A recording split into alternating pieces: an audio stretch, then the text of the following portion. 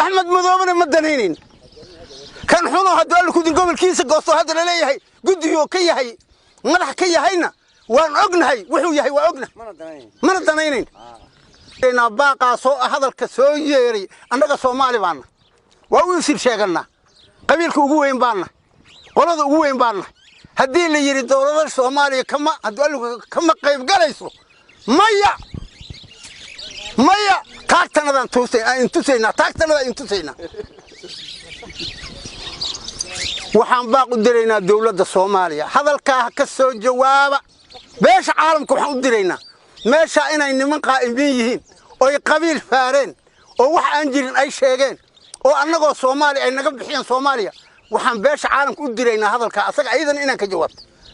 هدي أي نمن تاي نمن لحاد هدايهين لحيو طبعا كرسي هل قف لغا غدواي واس بس اكل لغا غدواي لحيو طبعا كرسي دول اي taalo Soomaaliya oo dhan ay degan tahay oo 18 gobolka ugu weyn ah haday iska dhaadhiciyeen dad isbahaystay inay maxaan ku iraadaay ka gudbi karaan waa loo joogaa anigu ma qabo wiilka yarka oo hadlahayo wax uu asaga kaligiis maxaan ku ka soo fikiray wuxuu ku hadlayaa inay tahay Axmed Madoobe iyo silsilad daba dheer oo laga soo shaqeeyay inay tahay oo ay tahay sababtu waan sabaynayaa waxay u tahayna shanta dawlad goboleed oo maxaan ku iraadaay deegaan doorashada kale la qabtay waxa garbaare loogu gadaal mariyay oo todoobari maanta ay ku jirto ay u dhiman tahay Sooma wax laga soo shaqeeyay ma wax laga soo shaqeeyaan laakiin waxa suurtagal noqonaynin marna oo ina qurtuc gadaal u siinaynin cidii ku tashatay Axmed Madoobe iyo anaga shirkad baan waxaan isku darsan asna kabla la xabu wakiil u yahay gudoomiye anaga nooma madaxweynaha nooma anagu sidaan iyo Soomaali isla degtay baan asaga oo kabla laxa oo anagu aan ka deegaan weynahay oo ka dad badanahay inuu markii anaga asaga uu helay madaxweynaha anagu waxba waa weynahay anaga asaga waxa isku kaana jiro la isku kaana daray hadaan anagu helana asaga uu waaya inuu isku dayo inuu anaga nacaburiyo asaga uu waxelo wax la yeelahay iyo waxaan qaadanayna midna ma waxaan ka yeelaynana ma Axmed Madoobe anaga nama damaacin karo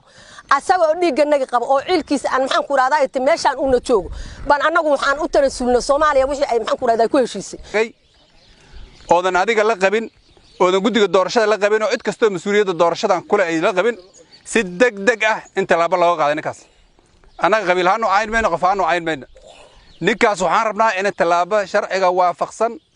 oo ah anshax xumida uu ku dhaqmay iyo doorashadii sharafteeda uu ku ciyaaray hadii xataa su'aal laga weydiiyo su'aalaha la quna waa garanayna madal baxliyaha jira waxa jira siyaasi baa jira waxaan leenahay arintaas ay u taala inuu ilaahay meesha uu ku dhuftay de waa boogan dareemayno dhowr bari ama muddooyinka aan dareemayno waxa way hadalkaas hada la mid ah habeen dhaweeto aniga waan ka warqabay Axmed Madoobe niman baa u tagay wuxuu ku yiri hadaanan keenin maxaan ku ilaahay doorashadii gada halkan gorgorada la xiriisay gabdhahi de tiiba soo baxdan filiya hadaadan la qabin ninkaas anaga waa isayna iska dhaaf hadaadan la qabin waxaan ku leenahay si degdeg ah talaabada waafaqsan oo qaad waxaan u soo gudbay baaqayga la gudiga doorashada gudoomiyaha gudiga doorashada gudoomiye waxaan ku leeyahay gudigan doorashada aad madax ku ah ummadda Soomaaliyeedna aday ku dooratay iyo ragii markaa xilka hayay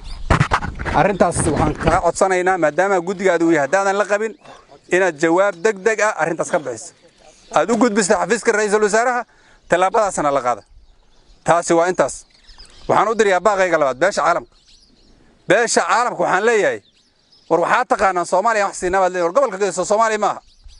17 September baan saxinay nimaan isdirsanahay dhiigna kala gaaray dhimashana dhaxtaala waxa tireen maamulkiina bedela waa in ka aqbalan waxa tireen doorashadii halka asaga ha maamulo oo soo dhax fariisto jooga soo gudigiis oo gudiga ogolaada waa in ka aqbalan waxaan ka aqbalnay cid walba oo doorashaas diyaar u ah ama mucaafad anagu inaan ay soo dhawaato waa in ka aqbalnaydana ilaa hadda wax aan diidnay anaga oo ognahay ma jiraan أنا وحنا هاي ديجان سوماليا أنا وحنا هاي قبل وين أو سوماليا كيالنا إذا أن برينا إذا أن مرتون هاي ما شرتو كيات منين من نقدون إثيوبيا منين من نقدون وحنا هاي لفنا برتي سوماليا وحن دوننا إن قلنا دور الشذا وأنا قاسب إذا كبرينا نملي قاسب بوي هدي سيدا وجود دك بدن إلا يهدوا وحن سكول علنا هو بسينا على سيستم عليه إلا يهدوا وحن وجهنا وأن أمي رغمنا إن هوبسنا وحي دعي أو نكاسو كالله إن أي تاي وح عام أو لسلقبه إن أي تاي وح مقرنا يسا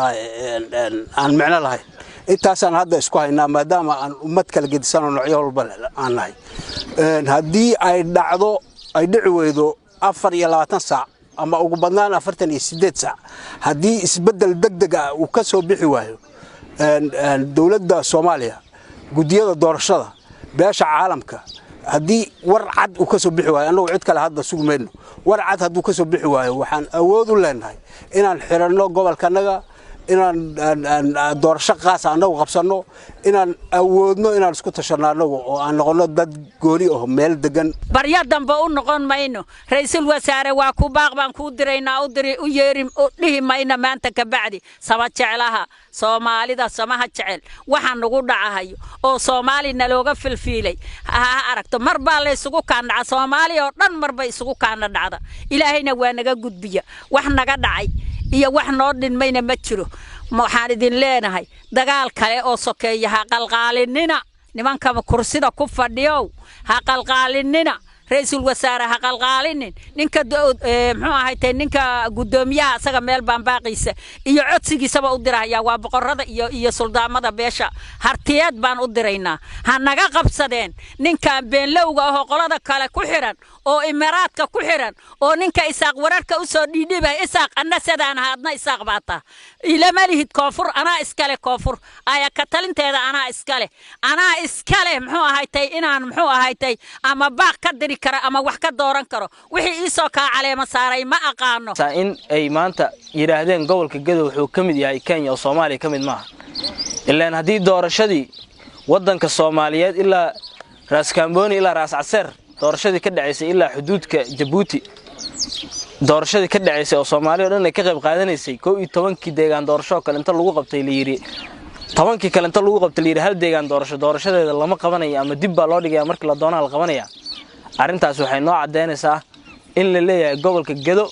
iyo 16 xildhibaan ee kuraastoodu ay taalaba ma ahan Soomaali doorashada Soomaaliyana xaq uma laha inay ka qayb galaan